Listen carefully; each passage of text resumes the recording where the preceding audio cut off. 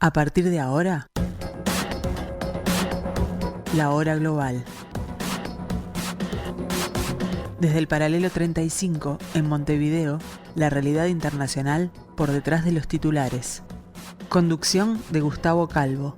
Participan Leo Harari y Susana Mangana. La hora global. Una mirada al nuevo desorden mundial.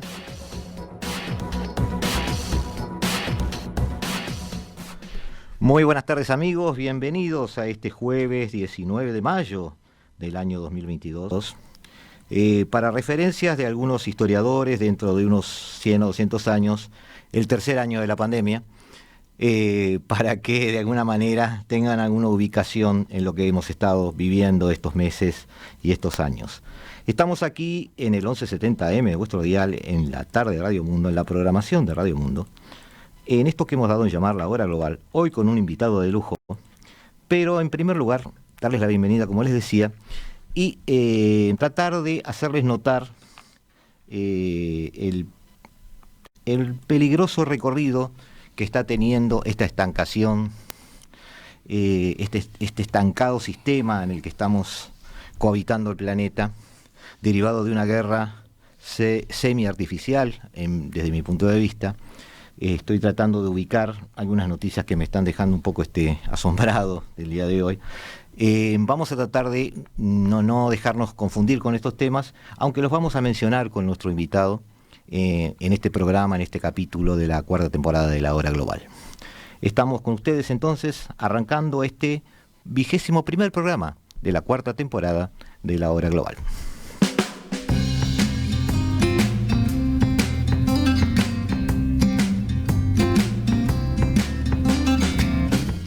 Bueno, ahora sí estamos bien ordenaditos con ustedes, siendo ya las 15:06, como dijimos, de este jueves 19 de mayo.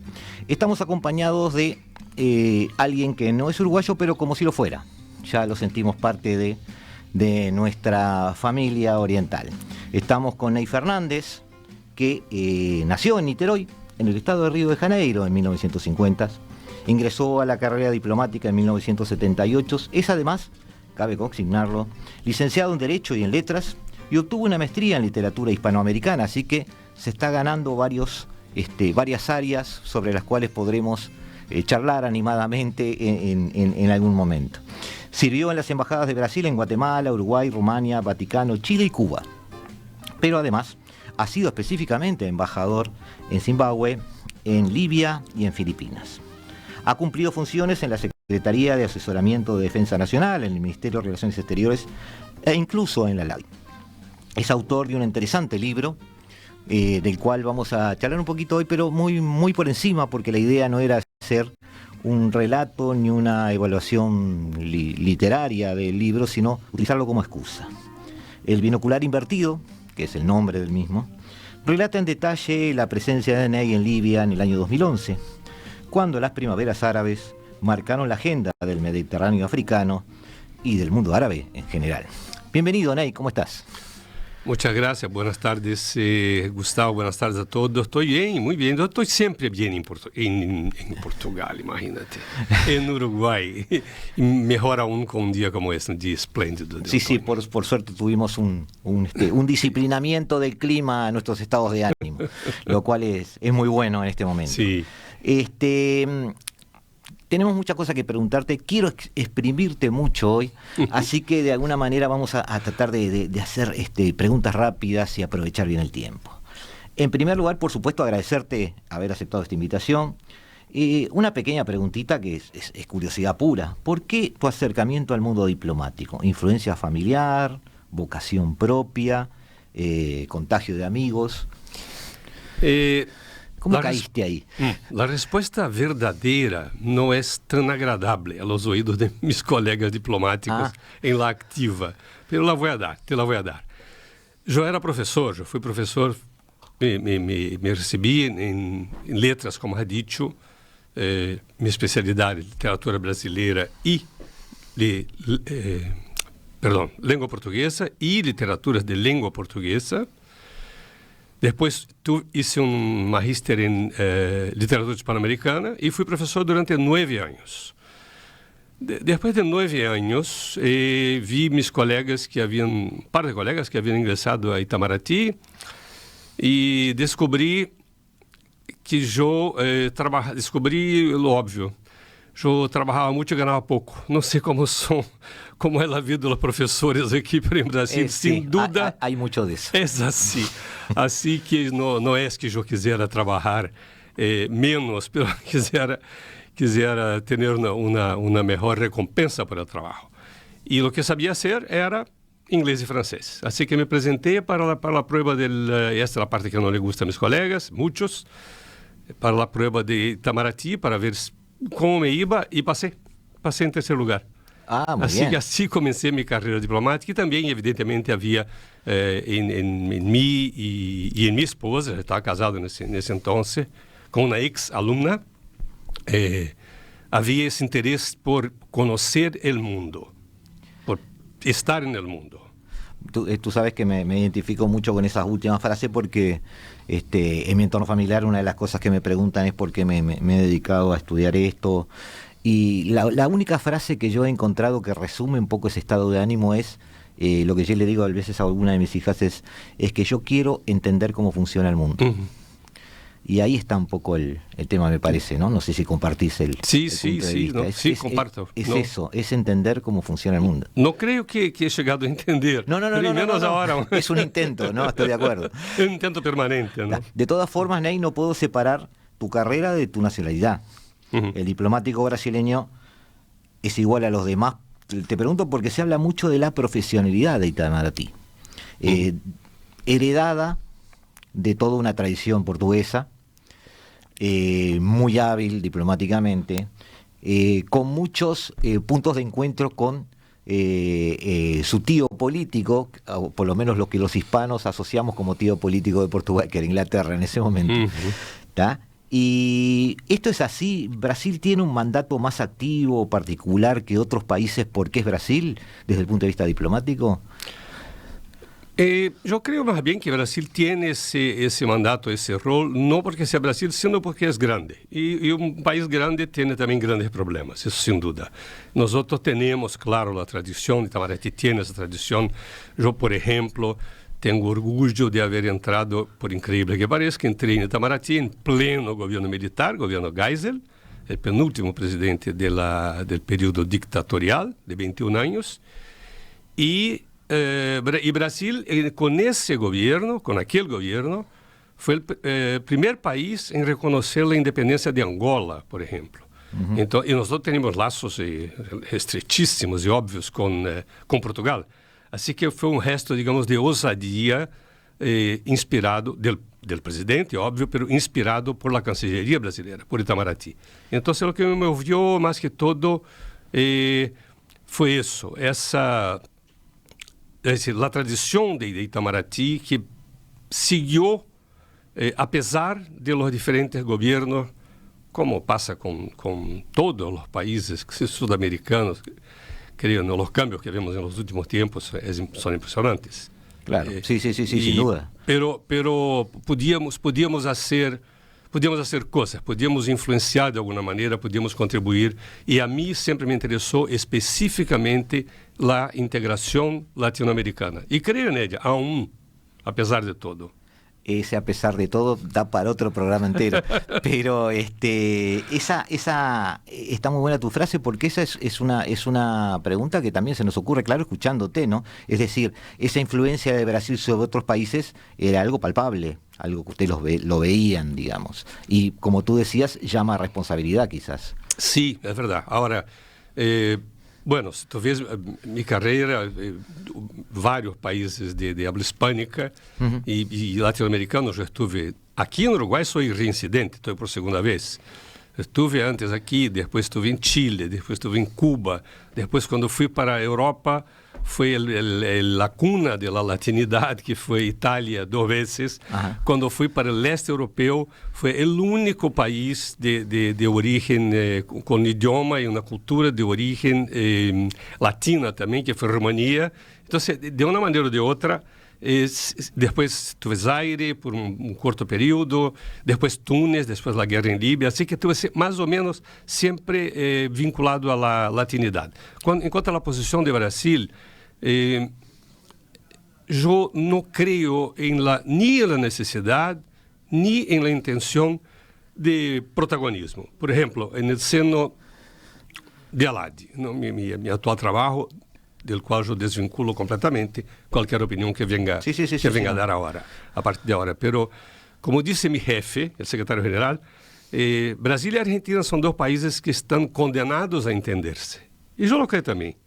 Vivimos de espaldas hacia a Argentina durante siglos, hasta que, e aí tampouco há nenhuma avaliação de los governos, pero em la redemocratização, governo Sanguinetti aqui, governo Sarney em Brasil, que entrou por casualidade, porque era vice-presidente, se produjo uma aproximação imensa entre Brasil e Argentina, a ponto de que, isso eu vi depois, porque trabalhei com energia atômica também, hasta entonces, a hipótese de guerra de los militares brasileiros era Argentina.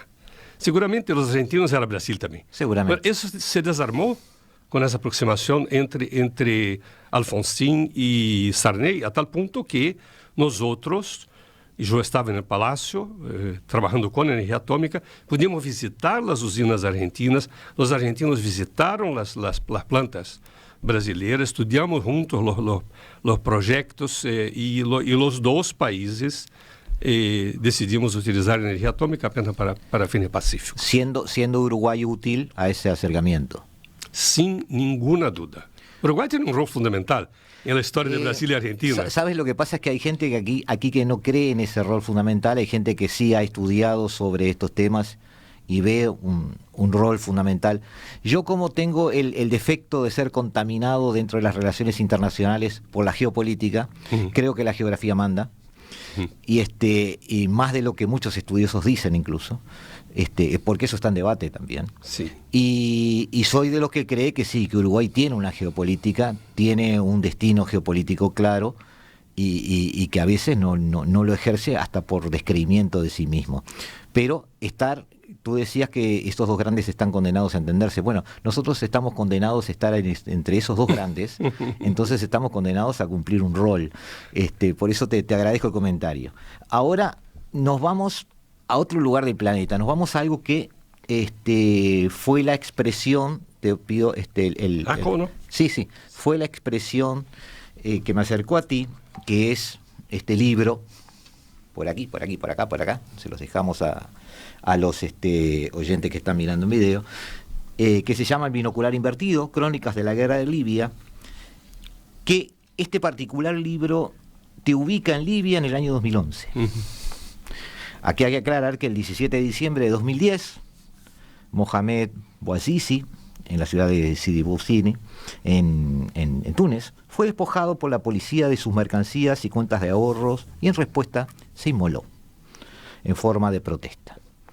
Ese elemento que parecía banal o que parecía sin relevancia tuvo una consecuencia que no se hizo esperar. Miles de tunecinos se rebelaron contra las malas condiciones en que el país estaba sometido, causando un efecto dominó prácticamente no solo en este país, sino en todo el mundo árabe. El gobierno autoritario de Túnez, en manos de Abidine Ben Ali, cayó menos de 20 días después, casualmente el mismo día en que justamente este joven moría. En Egipto, Hosni Mubarak, 30 años en el poder, vio levantamientos. En Siria, Bashar al-Assad, al que conocemos por la posterior guerra que se dio allí, que ya llevaba en ese momento 15 años en el poder. Abdullah Saleh, en Yemen, que llevaba 21 años en el poder. Bouteflika, en Argelia, más de 10 años, 12 años, vieron levantamientos a las puertas de sus palacios de gobierno. El sultán de Omán, por ejemplo, bin Said al-Said, y el rey Hamad bin Isa al-Jalifa de Bahrein, incrementaron el poder de los parlamentos como una especie de respuesta y tratar de atemperar estos ánimos, y prometieron mejores condiciones de vida. No tuvo esa suerte el primer ministro de Jordania, que cayó. Tampoco tuvo suerte el propio Mubarak, que finalmente el 11 de febrero fue derrocado. Tuviste todo esto desde la Libia de Muammar Gaddafi, que llevaba 42 años en el poder. ¿No te sentiste en medio de una tormenta? Como nunca, como nunca en mi vida, y te digo más, los diplomáticos no estamos preparados para eso. Los diplomáticos no estamos preparados para la guerra, los militares sí, los diplomáticos no. Entonces fue una sorpresa no solamente para el ministerio, sino para mí también. Yo no me imaginaba que eso pudiera pasar en Libia. Los propios ejemplos que tú diste, con los nombres que mencionaste, el tiempo que pasaron en el poder, nos dan una dimensión de que el concepto de democracia, de alternancia de poderes, esos conceptos occidentales que intentamos muchas veces imponer a otros países, funcionan de una manera diferente en algunos países. Sí, yo todos los ejemplos que di, tomando tus palabras, son todos mayores de 10 años o 12 años en el poder. Exactamente. Y uno dice estabilidad, pero es una peligrosa estabilidad derivada de una autocracia. Es verdad. Ahora, en el caso de Libia en especial, yo llegué a Libia en 2009. Y la llamada Primavera Árabe comenzó fines del 2010, comienzo del 2011. Yo tengo que retroceder un poquito en el tiempo. Antes de ir para Libia, yo estaba en Italia, en la Embajada de Brasil ante la Santa Sede, el Vaticano, y en el año que fue proclamado Año Europeo de la Interculturalidad. Entonces, estando ahí, ¿qué es lo que significaba interculturalidad para mí? Diálogo interreligioso. Y decidí estudiar el Islam. Entonces, yo hice un posgrado de 1 año y medio sobre Islam y lengua árabe. No aprendí nada de lengua árabe, fue mi gran fracaso académico. Pero ¿por qué, Ney? Si dicen que no es tan difícil. Yo recuerdo la primera clase, Gustavo, y cuando el director de la escuela, que es un instituto pontificio vinculado al Vaticano, eran 19 entre universidades e institutos en Roma. Ahora serán más. Pero con relaciones directas con el Vaticano, el director entra en la clase y nos dice, bueno, les deseo suerte, estudiarán Islam, lengua árabe. La lengua árabe no es difícil, es imposible. Y realmente en 1 año y medio se reveló para mí imposible. Pero estudié mucho, tuve oportunidad de estudiar bastante sobre Islam y los principios del Islam. Entonces me interesó, el ministerio sabía, evidentemente, y por eso yo fui hecho embajador en Libia, que era un país importante para Brasil, muchos negocios, muchas empresas trabajando ahí. Un país musulmán, absolutamente. Bajo el gobierno de Gaddafi, muy activo comercialmente. Muy activo comercialmente, exactamente.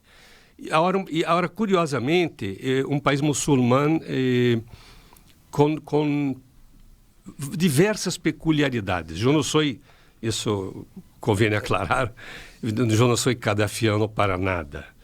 Pero Gaddafi llevaba el gobierno de una forma diversa de un líder islámico de los demás países. Por ejemplo, no tenía ningún rango, ningún cargo en el gobierno. Él no era presidente, ni vicepresidente, ni primer ministro, nada por el estilo. Era protocolarmente conocido y quería ser llamado como líder o hermano líder. Así se nombraba Gaddafi.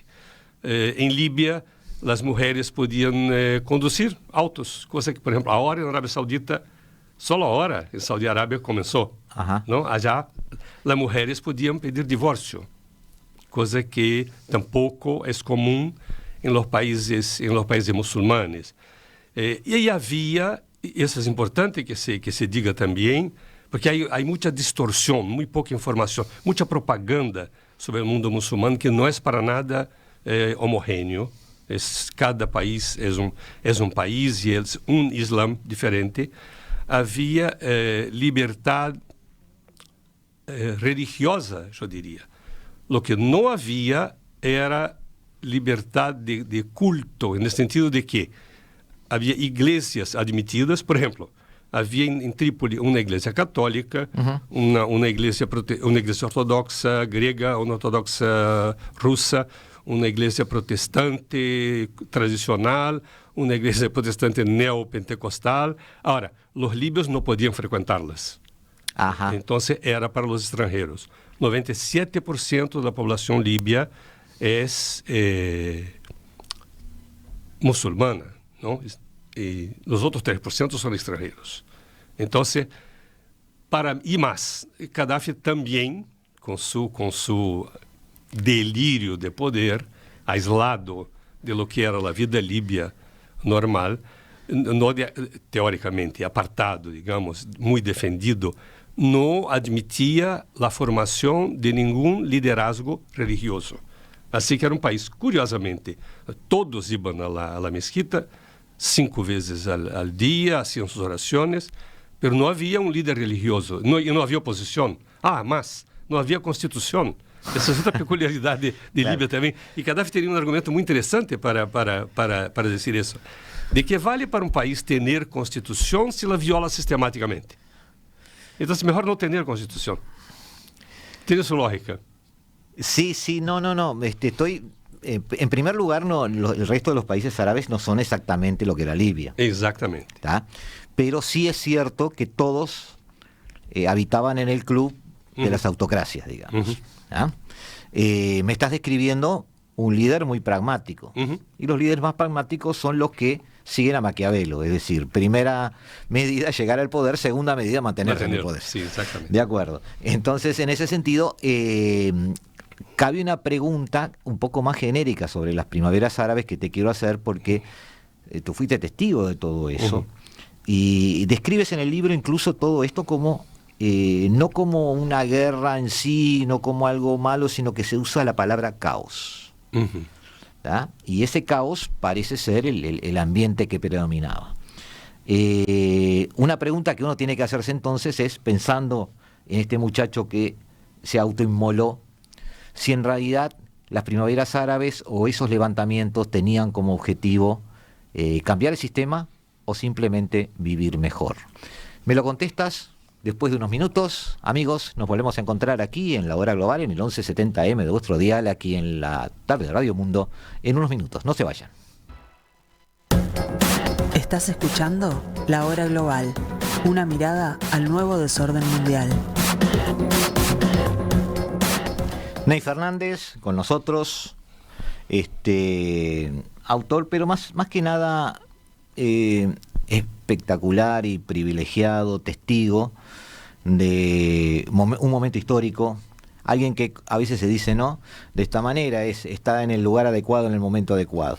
Aunque para ti, Ney, todo eso pareció una pesadilla.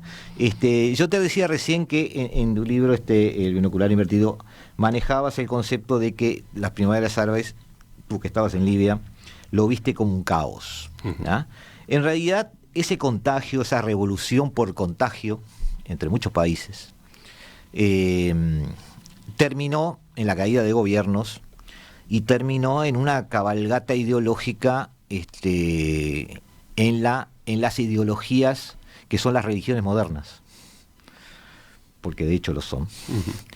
Y las facciones islamistas o las facciones extremistas, desde el punto de vista confesional, terminaron tomando el poder en la mayoría de los países. Y para muchos eso significó un retroceso. No sé si para ti también. Yo te hacía una pregunta recién, que es, quizás retrocediendo en el tiempo, aquel muchacho que se inmoló, que tenía 16 años, creo, era muy joven. Sí, cierto. No quería cambiar el sistema, quizás quería simplemente vivir mejor dentro del sistema que le tocó vivir. ¿Soy muy ingenuo o cómo lo ves tú? Não, eu coincido contigo, e foi uma surpresa. Essa sim foi uma surpresa, o que passou em Túnez, incluso para nossa embajada em Túnez, onde eu estive depois, vivi aí por 9 meses, depois de que saí de Líbia.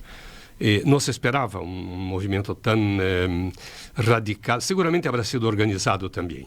E uma escapada tão rápida do presidente, que, por certo, escapou por Líbia.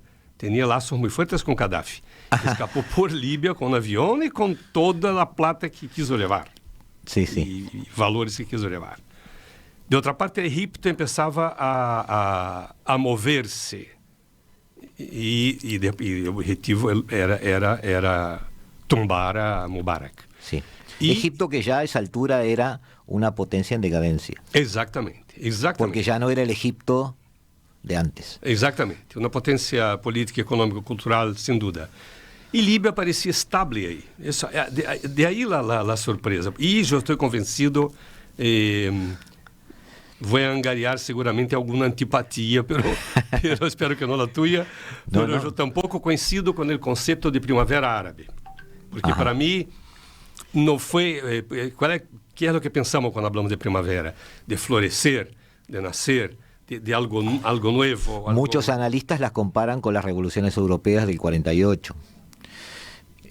Las revoluciones del 48, pero esto lo de Europa fue más ideológico e idealista que esto. Seguramente. Y con mucha... Es decir, lo que pasó en Checoslovaquia, por ejemplo, ¿no? Claro. Entonces Checoslovaquia, fue bastante diferente. Ahí yo veía... los tiempos también son otros. Entonces, hay que ver que yo veía, no veía nada en Libia. Llegaba acá, estoy aquí frente a Plaza Independencia. Entonces ya en Libia es la Plaza Verde, el centro de la ciudad. Claro. Y yo estaba, no veía nada acontecer, ocurrir en la Plaza Verde. Llegaba a casa, prendía el televisor, llegaba temprano porque empezó el bombardeo desde el mar Mediterráneo, Estados Unidos y OTAN, sin ninguna duda.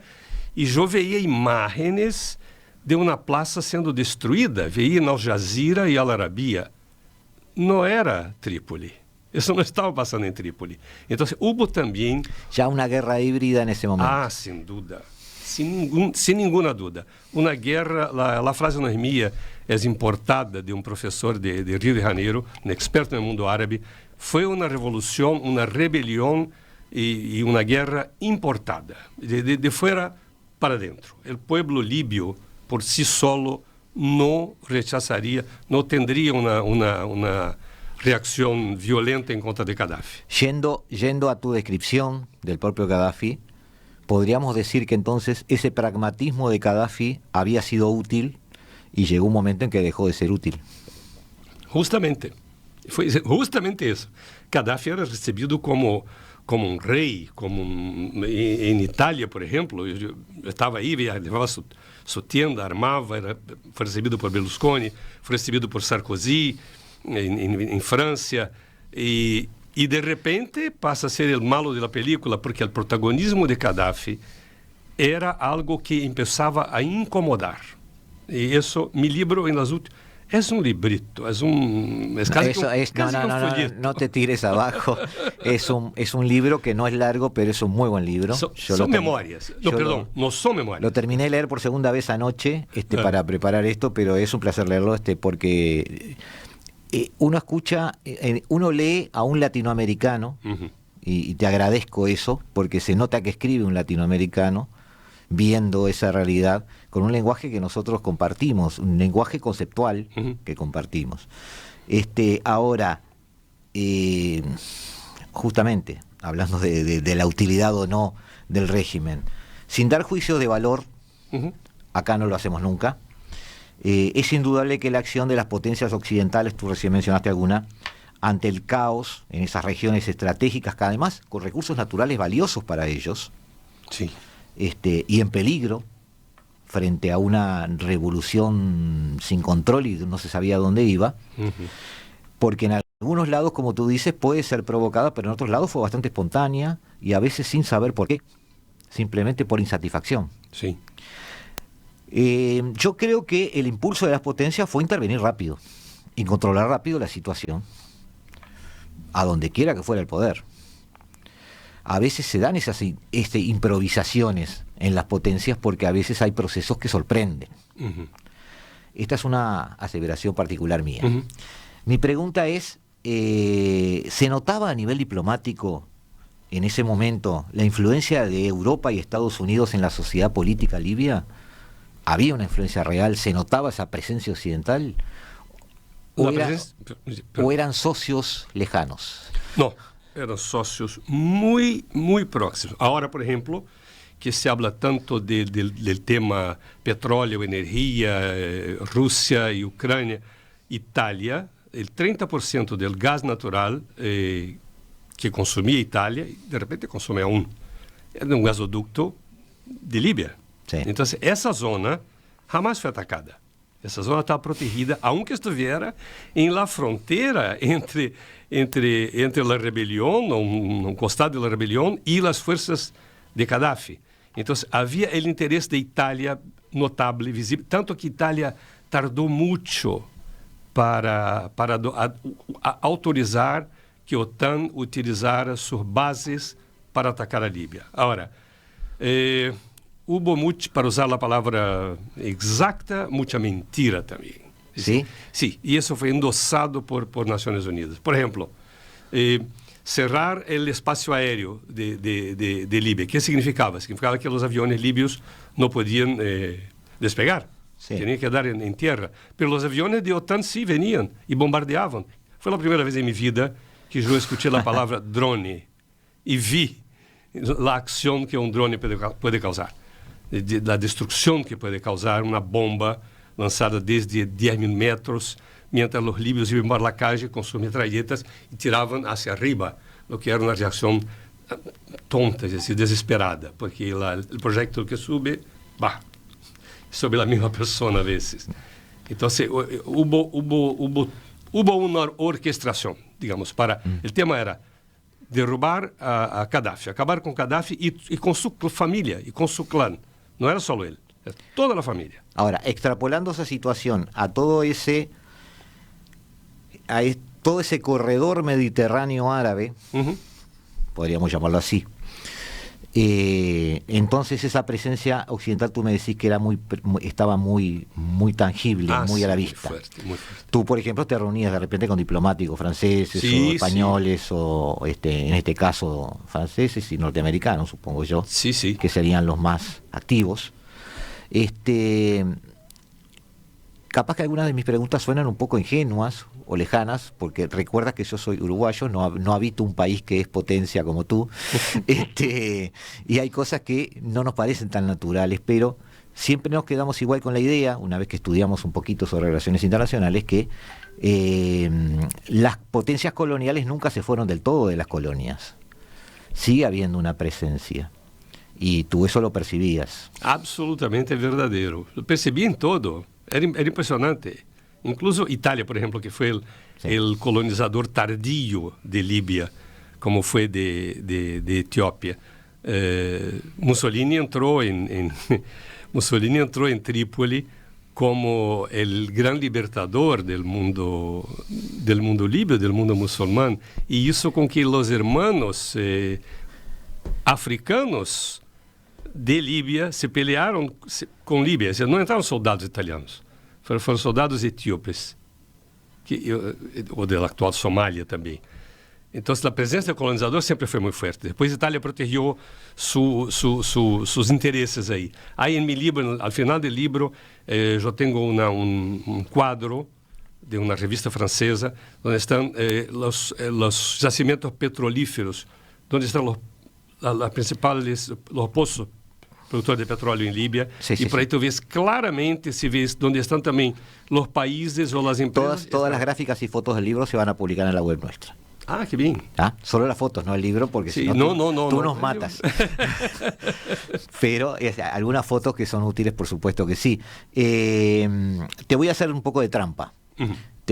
Bueno, recordar, ojo, sin salir de Libia, recordar que hoy Libia está en una guerra civil, que increíblemente hay dos países europeos interviniendo, uno de cada lado, Francia e Italia, con además, para peor o para mejor, no sé, seguramente para peor, barcos turcos esperando cargar petróleo para ir a su mar territorial en disputa que tienen con Chipre cerca de sus costas. Es decir, toda una ensalada que algún día la vamos a explicar un poco mejor a los oyentes. Pero la trampita que te hice va a venir ahora después de la segunda tanda, donde invitamos a nuestros amigos a volvernos a encontrar en unos minutitos. Es que yo no te avisé, Nay, pero te voy a traer al presente. No vinimos acá solo a hablar del pasado. Me voy a tomar el atrevimiento de pedirte una opinión sobre el hoy y sobre algunas cositas que a los fanáticos de estos temas obviamente nos interesan. Ya estamos contigo en unos minutos, si nos esperas. Amigos, no se vayan, ya volvemos. Estás escuchando La Hora Global, una mirada al nuevo desorden mundial.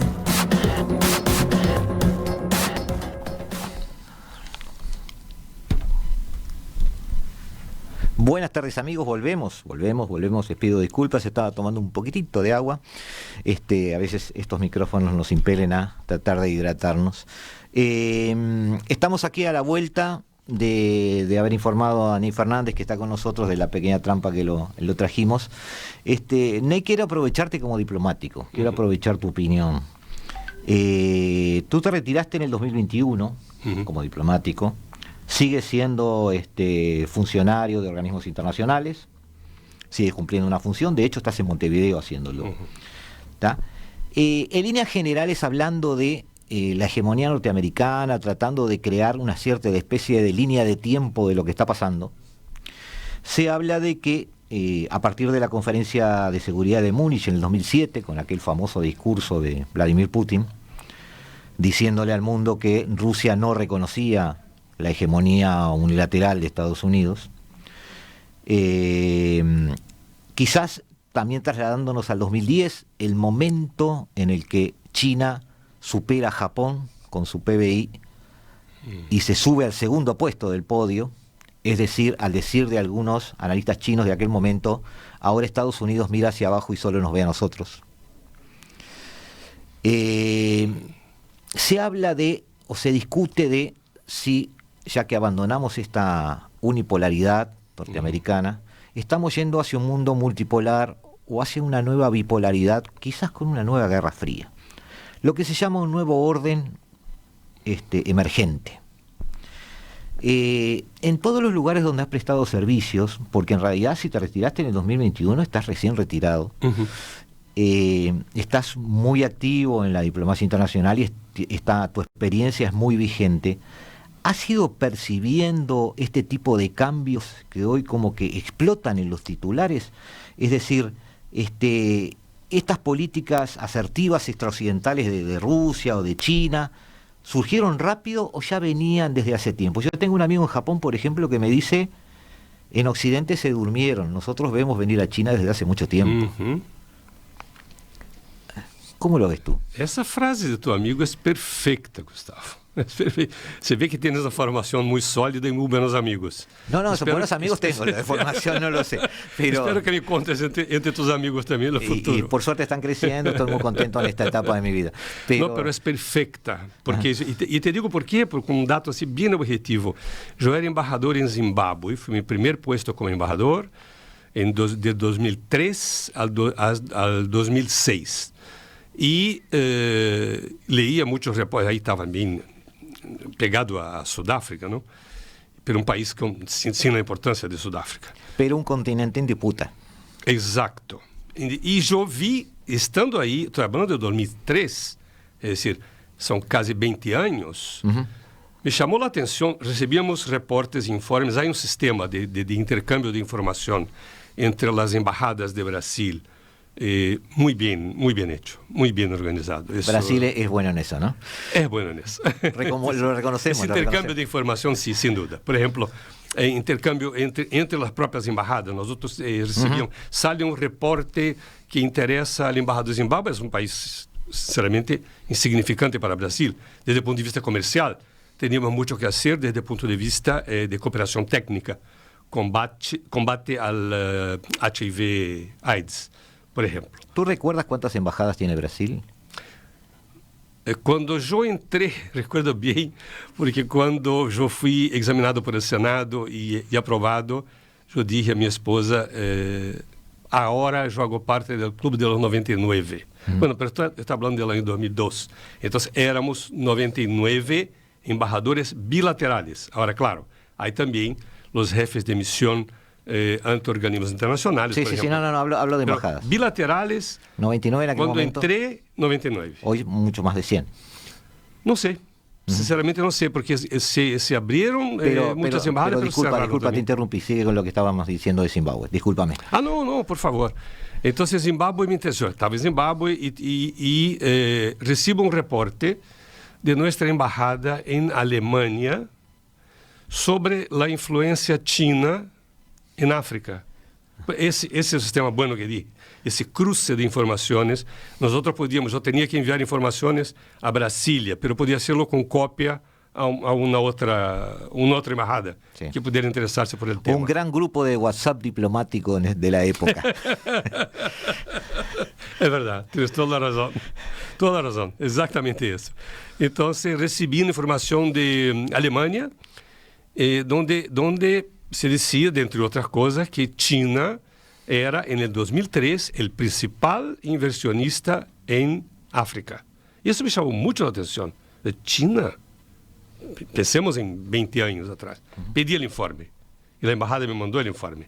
Era um estudo muito nutrido, muito sério, com dados, com cifras, e se China, naquele ano, passou a ser o principal inversionista do mundo em África. Eu veia assim, rasgos dessa influência. Por exemplo, um rasgo, que não é menor, os chinos haviam construído o palácio presidencial onde vivia Mugabe. Ajá. ¿No? Haviam construído um estádio de futebol grande em um país que não tem nenhuma tradição de futebol. Então, as empresas chinas estavam actuando muito fortemente. E só isso crescer de 2003 para cá. Assim que tu amigo tem toda a razão do mundo. Se veía, não se creio, se consideravam os produtos chinos como produtos ordinários, de segunda categoria, cópias, imitações. Sí, al comienzo puede ser que sí, pero ahora ya no. Pienso que hay un cambio también en el momento en que, como tú dices, una cosa es venderte Nike truchos ¿ah? o camisetas, pero otra cosa es cuando China además pasa a construir infraestructura. Uh-huh. Porque que te alimente un país de electrodomésticos es una cosa, pero que te construya tu puerto sí, exacto. Es otra. Hoy el Pireo es chino. Uh-huh. Hoy Grecia tiene los servicios de su puerto principal en manos de empresas chinas. Y el año pasado, no el otro, Italia firmó un acuerdo por el cual hay 2 puertos italianos que pasan a tener gestión china. Uh-huh. Todo dentro de esa nueva ruta de la seda. De la seda, sí. Y te lo preguntaba porque, claro, hoy se analiza el problema casi como un cisne negro, pero en realidad yo terminé, a pesar de que fue de los primeros que leyó el libro de Taleb, El Cisne Negro, y defendí la idea de los cisnes negros, después uno termina construyendo la certeza de que en realidad no hay cisnes negros, que las cosas van sucediendo, uh-huh. y lo que tiene que ser uno es lúcido y verlas. Y eso es lo que no pasa. Quizás no hay cines negros, sino que simplemente uno no fue lo suficientemente despierto. Sí. Y también de Rusia, o solo veías a China? De Rússia menos. Uh-huh. Al menos em minha vida diplomática, no mundo que eu conheci. Eu conheci a Rússia, pero agora, hace 3 anos, fui à Rússia como turista. Não pode ser que conosco, porque é um país enorme. Pero más China, mucho más China. Incluso el ejemplo que diste de infraestructura, eso yo podía aplicar a Líbia. En Líbia yo aprendí, en Trípoli, que había empresas constructoras chinas operando ahí. Yo nunca pensé que se hubieran internacionalizado a ese punto. Claro. Pero sí lo hicieron. Claro, ya lo veías en ese momento. Sí. Una última pregunta de esas de 3 minutos. Uh-huh. Tomando solo la votación de la Asamblea de Naciones Unidas del 2 de marzo, donde no te voy a preguntar de la guerra de Rusia y Ucrania, no te preocupes. Yo ya quiero que ni me pregunten a mí tampoco. Tomando esa votación en Naciones Unidas, a mí por lo menos me llamó mucho la atención 35 abstenciones. Uh-huh. Hoy el mundo tiene un occidente, o lo que llaman los occidentales occidentes, siguiendo a Samuel Huntington, ¿no? Es decir, Estados Unidos, Europa, sí, y los países WASP. Eso es lo que ellos llaman occidente. Nosotros no somos occidente. Somos como dices Huntington, es una cultura latinoamericana. Sí, la periferia. Ahí está, sí, pero no somos occidente, no importa. Sí. Podríamos ubicar algo llamado Oriente, que obviamente son China, Rusia y sus acólitos, pero esas 35 extensiones, dentro de las cuales había mayorías de BRICS, que además son países que siguen comerciando con Rusia, Sí. que no han aplicado sanciones. Si a eso, esta pregunta ya la he hecho antes, pero Ney, si a toda esa gente le llamamos el resto, ¿Estados Unidos está perdiendo el resto? No creo. ¿No? No, sinceramente no creo. Y hay algo, aunque tú no hayas preguntado, pero hay algo sobre esa guerra, sobre ese conflicto Rusia-Ucrania, que yo no puedo no decir, porque trabajé con eso. Entonces dilo, porque Entonces dedicamos los 3 minutos. Lo diré. Y no he visto, creo que no he leído en ninguna parte lo que voy a decir ahora. Bueno.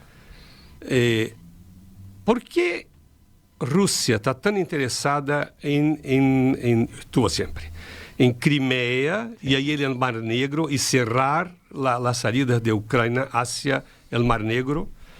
Durante 2 años y pico yo trabajé con energía atómica en el gobierno Sarney, del 88 al 90. Y pude conocer bastante de energía atómica. Felizmente olvidé mucho para mi salud mental. Pero hay algo que no pude olvidar. La flota